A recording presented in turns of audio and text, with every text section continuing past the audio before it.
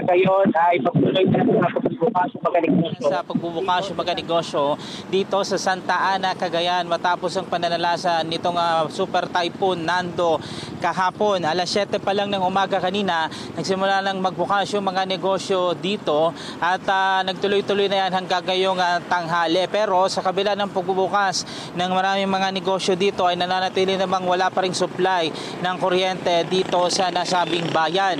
Ayon sa Cagayan Provincial Disaster Risk Reduction and Management Office, sisikapin na maibalik ang supply ng kuryente ngayong araw na ito dito sa probinsya upang sa ganun magtuloy-tuloy na rin yung maraming mga establishmento at negosyo dito. Taging mga generator set lamang ang nagpapagana dito sa mga business establishment dahil na rin doon sa kawalan pa nga ng supply ng kuryente. Sa batala, tuloy-tuloy pa rin yung gagawing clearing operation ng Municipal Disaster Risk Reduction and Management Office maging Philippine Coast Guard sa mga nagtumbahang puno at tumambalang sa maraming mga kalsada dito sa Cagayan. So, as we speak, Patpi, ay wala na mga naitalag mga malalang pinsala dito sa probinsya ng Cagayan matapos na manalasa nga itong Super Typhoon Nando kahapon na kung saan ay halos maghapong huwenaswas ng napakalakas na hangin itong probinsya